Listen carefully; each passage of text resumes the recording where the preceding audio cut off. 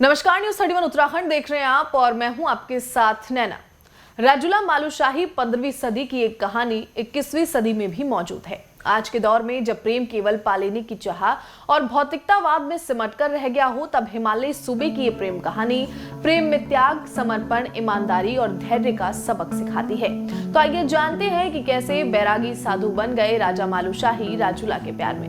राजूला मालूशाही लोक गाथा कुमाऊं के पहले राजवंश कत्यूर के राजकुमार मालूशाही और शौकिया वंश की लड़की राजूला की कहानी है। 15वीं सदी में उस वक्त कत्यूर राजवंश की राजधानी बैराट थी। जन मान्यताओं के मुताबिक बैराट में तब राजा दुलाशाही का राज था। वो बे औलाद थे। कई मन्नतों के बाद भी संतान ना होने से राजा को किसी ने मकर संक्रांति पर बागनाथ में भगवान शिव की आराधना करने की सलाह दी। उधर इसी सदी में दारमा की सुरमे घाटी पंचाचूली की तराई में बसे गांव दांतों के एक धनी व्यापारी सुनपति शौक का भी यही हाल था। शौक की पत्नी गांगुली शौकियानी बेऔलाद होने के दुख से निढाल रहती थी। एक दिन उसने पति सुनपति से मकर संक्रांति पर बागनाथ जाकर भगवान शंकर से याचना करने की बात कही और दोनों मकर संक्रांति के दिन सरयू गोमती के संगम पर बसे बागनाथ आ पहुंचे। इस वक्त राजा दुलाशाही और उनकी पत्नी धर्मादेवी भी संतान की चाह लेकर मंदिर पहुंचते हैं। संयोग से गांगुली और धर्मादेवी का परिचय होता है और दुख समान होने से उनमें मित्रता हो जाती है। दोनों औरतें एक दूसरे से संतान के बेटा या बेटी होने पर उनकी शादी कराने का वादा करती हैं। कुछ समय बाद ही भगवान बागनाथ के आशीर्वाद से राजा दुलाशाही के वहां राजकुमार मालूशाही और व्यापारी सुनपति के घर राजूला का जन्म होता है। समय का पहिया अपनी गति से चलता रहता है और धीरे धीरे नायक मालूशाही और नायिका राजूला बचपन की दहलीज लांघकर जवानी में कदम रखते हैं। बैराट में नायक मालूशाही गबरू जवान हो रहा था, तो उधर दारमा में नायिका राजूला की खूबसूरती के चर्चे आम होने लगते हैं। राजूला के मन में मालूशाही के लिए प्रेम जगने लगता है और वो उससे मिलने के लिए बेताब हो उठती है। राजूला माँ गांगुली से कहती है कि मेरा ब्याह तुम रंगीले बैराट में ही करना। इस दौरान राजूला को पता चलता है कि पिता सुनपति व्यापार के लिए बैराट जा रहे हैं। राजूला के पिता उसकी मां के कहने पर राजूला के बैराट साथ चलने की जिद को मान लेते हैं। उत्तरायणी पर्व के दिन दोनों बाप बेटी बागेश्वर में बागनाथ मंदिर पहुंचते हैं। वहां राजूला मालूशाही को देखती है और उसे पता चलता है कि राजा मालूशाही रोज सुबह अज्ञानी देवी के दर्शन के लिए जाते हैं। एक दिन वो पिता सुनपति शौक से नजरें चुराकर देवी के मंदिर चली जाती है। वहां रोज की तरह मालूशाही भी आते हैं। यहाँ दोनों प्रेमियों का मिलन होता है और मालूशाही राजूला को वचन देते हैं कि वो एक दिन उसे ब्याहने दारमा जरूर आएंगे।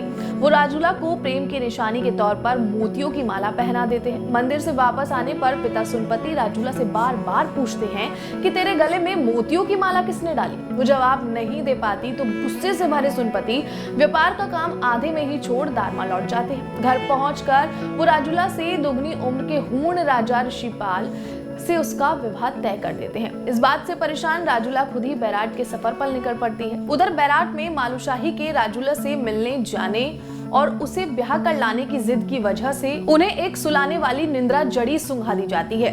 7 रातों का बेहद मुश्किल सफर तय कर राजूला बैराट आती है और सोते हुए मालूशाही को उठाने की कोशिश करती है, लेकिन जड़ी के तेज असर से वो उठ नहीं पाते। तब राजूला मालूशाही को हीरे की अंगूठी पहनाकर और एक पत्र उनके सिराने रखकर रोते रोते अपने देश लौट जाती है। नींद से जागने पर मालूशाही हीरे की अंगूठी और वो पत्र देखता है, जिसमें राजूला लिखती है कि मालूम मैं तो तेरे पास आई थी, लेकिन तू नींद में था।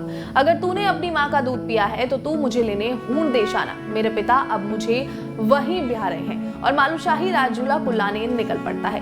वहीं इस प्रेम कहानी के दूसरे रूप में बताया जाता है कि राजा दुलाशाही ने राजकुमार मालूशाही के जन्म के बाद राज ज्योतिषी से उनकी कुंडली बनवाई थी। राजा को ज्योतिषी ने बताया कि 5वें दिन नौरंगी कन्या से राजकुमार का विवाह ना होने पर उनकी मौत का योग है।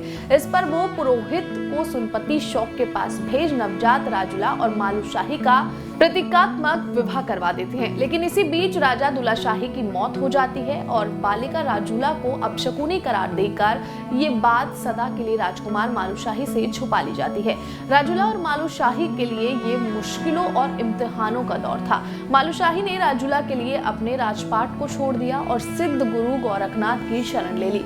मालूशाही का अडिग प्रेम देख गुरु गोरखनाथ उनकी मदद को को तैयार हो जाते हैं। वो मालूशाही को दीक्षा देते हैं। इसके बाद मालूशाही गुरु गोरखनाथ का आशीर्वाद लेकर साधु के वेश में राजूला को लेने हूण देश के लिए निकल पड़ते हैं। हालांकि इस लोक गाथा के अन्य रूपों में कहीं राजूला के पिता सुनपति, तो कहीं हूण के राजा विकीपाल, तो कहीं ऋषिपाल के मालूशाही को जहर देने की बात की गई है।